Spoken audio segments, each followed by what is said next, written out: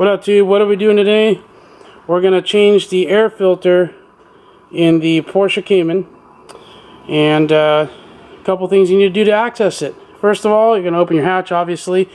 And there's a carpet sound deadening cover that's on top of all this, which is now sitting over there. I used a plastic pry, one of these guys, to just pry in through the back here. Make sure your little toe hooks are up, the little net hooks. And then you're going to just pry this corner up and then work your hands around it and then just pry the back end up by the seats and then lift it in the direction of the seats this way and just pull it out. And just not heavy at all. And then the second piece is the aluminum cover over the engine, which is sitting right here. This uses 5 T30 Torx to hold it on. So we just use our electric ratchet. They popped right off. They're not torqued on very heavily. And then the engine gets exposed. So this engine, it's our 3.4 liter flat 6. It was really dirty. And if you see these towels, that's why they were dirty now. I sprayed it down with some all-purpose cleaner. And I kind of wet, not super soaking wet. The towel I used to wash the car, that one, the dirty one, I'm going to sacrifice this towel. This go into the trash. It's way too dirty to wash. So it's a microfiber towel. It was damp, and I sprayed it down with some all-purpose cleaner. Then I wiped it with a microfiber towel, the damp one, to get all the junk off. It lifts it up really good. Then you get a clean one, and you wipe that down, and there you go. Now, a couple things while you're in here. That little green cap right there, that's your power steering fluid. So for this car, the power steering is right there. If you want to check it, do it when this is off. We did. We're gonna have to put some in. Local parts store has the power steering fluid you would need for this. So no big deal. We're gonna get a quart. We're gonna top that off real quick. When we get back, we'll top it off. But for right now, we're gonna access the air filter, and it's sitting right in this area right here. So we're gonna open that compartment up, get the old air filter out, take a look at it, and put the new one in. So the cover's held on by 2 screws. They're actually just regular Phillips head screws.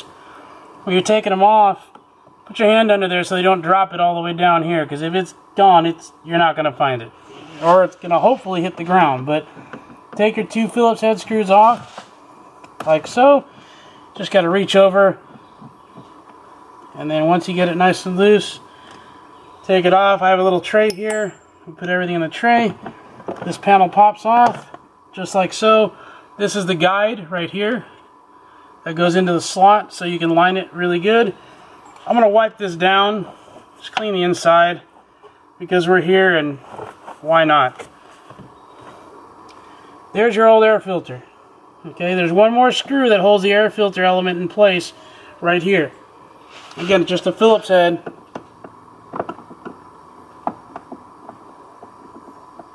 And that comes off. Again, try not to lose this. It's the same screw as the other ones, but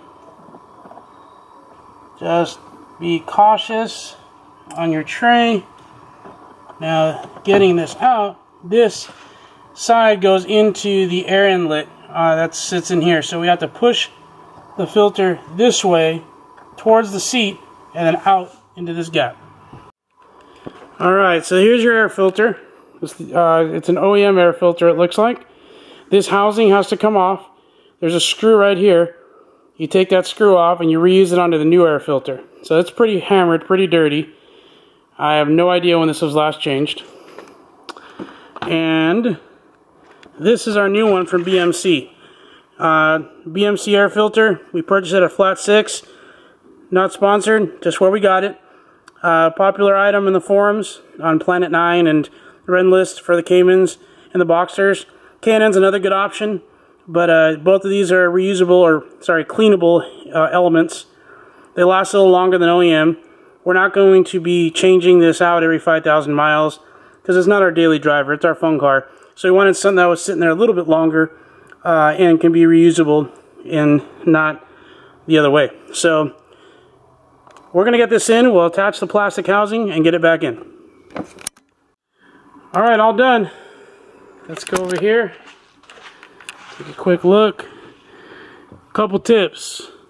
There's a little tab, a little metal tab here. When you take the old filter out, make sure it stays on the plastic housing and don't lose it. We got lucky, it fell off, but we found it. The filter end on this side, and you can't see it too well, but this end goes over the plastic inlet housing. And basically, you're kind of doing it blind. You can't see it well from that side. You can't see it all from this side. So you have to feel and kind of get around it and just get it into place and get a little bit lucky. It took about 5 minutes. It wasn't horrible. Clean this area off, and careful. I cut my finger putting this into place on this edge right here. It's just plastic, but I was forcing this in, and it basically, you kind of have to wiggle it and get the right angle, and you shouldn't have to force it in. I just went and got a little excited, and my finger got caught right in here, and I got a little cut there. No big deal. Yes, there's a band-aid under the electrical tape. But, so that's in place. You put your cover on the same way you took it off, and you're all done. Then you put your aluminum cover and your sound deadening cover on there, and that's it. So the 2.9 should be the same. It just might look a little different, but the airbox should be the same. All done. Hit the subscribe, hit the like if you like to see me get hurt. Hit the notification bell. Have a great week. God bless.